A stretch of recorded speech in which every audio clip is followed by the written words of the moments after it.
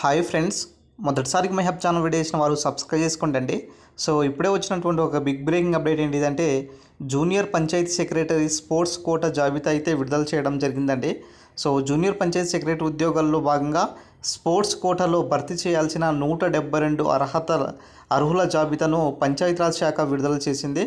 నాలుగేళ్ల కిందట సరిగ్గా పరీక్ష జరగగా నాలుగేళ్ల కిందట పరీక్ష జరగగా స్పోర్ట్స్ కోటా అంశంపై దాఖలైనటువంటి పిటిషన్ను ఇటీవల హైకోర్టు కొట్టేసింది.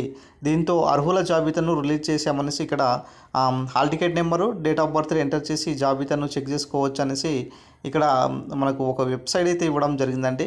సో ఈ పంచాయత్ .telangan.gov.in దాంట్లో మీరు హాల్ టికెట్ నెంబరు, మీ యొక్క డేట్ ఆఫ్ బర్త్ కనుక చెక్ చేసుకున్నట్లయితే దీనికి సంబంధించినటువంటి మొత్తం లిస్ట్ అయితే రావడం జరుగుతుందన్నమాట. మొత్తానికి అయితే జూనియర్ పంచాయతీ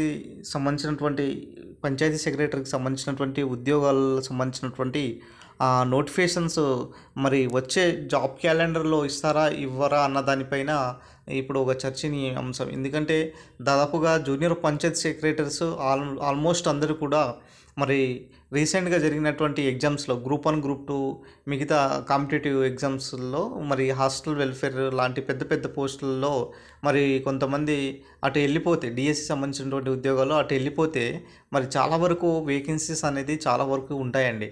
దీనికి సంబంధించినటువంటి జాబ్ క్యాలెండర్లో పొందుపరిస్తే బాగుంటుందనేసి నా అభిప్రాయము.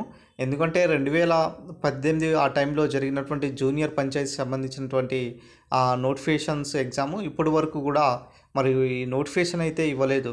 సో ఇప్పుడు వరకు దాదాపుగా 7 ఇయర్స్ దాకా అవుతుంది కాబట్టి మరి ఈ తరుణంలో చాలా వేకెన్సీస్ పడి ఉంటాయి అన్నమాట.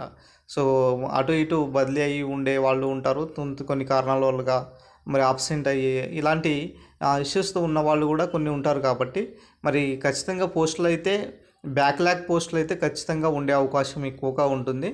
ఇన్ కేస్ ఆఫ్ ప్రభుత్వం తలుచుకుంటే ఈ స్కీమ్స్ ఏదైతే ఉన్నాయో వాళ్ళకు ఇంపార్టెన్స్ 6 స్కీమ్స్లు ఏదైతే ఉన్నాయో దానికి పంచాయత్ సెక్రటరీ చాలా కీలకము. అదేవిధంగా ఇప్పుడు సర్పంచ్ ఎన్నికలు ఉన్నాయి కదా, సర్పంచ్ ఎలక్షన్స్ కంటే ముందు అంటే సర్పంచ్లు రాజీనామా చేసినప్పటి నుంచి అంటే వాళ్ళ పదవి కాలం అయిపోయిన కాడ నుంచి పంచాయతీ సెక్రటరీ వాళ్ళే ఈ గ్రామానికి సంబంధించినటువంటి బాధ్యతలన్నీ వాళ్ళే వహిస్తున్నారు. చాలా ప్రెజర్గా ఉందనేసి కొన్ని రోజులు సమ్మె కూడా చేయడం జరిగింది. సో మనం చూసాము. సో కాబట్టి పంచాయతీ సెక్రటరీ నియామకం అనేది ఉంటుంది అనేది చెప్పుకోవాలి. ఎందుకంటే అది జాబ్ క్యాలెండర్లో మెన్షన్ చేస్తారా లేదా అన్న దానిపై మనకు అఫీషియల్గా ఏం రాలేదు. కానీ మొత్తానికైతే పంచాయతీ సెక్రటరీ పోస్టులకు సంబంధించినటువంటి వేకెన్సీస్ అయితే ఖచ్చితంగా ఉండే అవకాశం ఎక్కువ కనబడుతుందండి.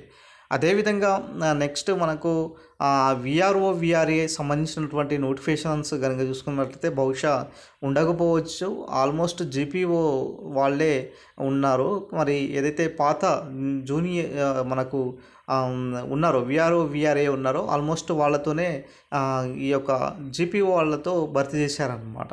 సో మొత్తానికైతే మరి జీపీఓ నోటిఫికేషన్ అయితే ఉండకపోవచ్చులే, కానీ జూనియర్ పంచాయతీ సెక్రటరీ విషయంలో మాత్రము అవకాశాలు ఎక్కువగా ఉన్నాయండి. సో చూడాలి ఏమవుతుందో అన్న దానిపై. సో ఇది ఈరోజు సంబంధించినటువంటి junior panchayat secretary sports quota జాబితా ఏదైతే ఉన్నదో అదైతే విడుదల చేయడం జరిగింది.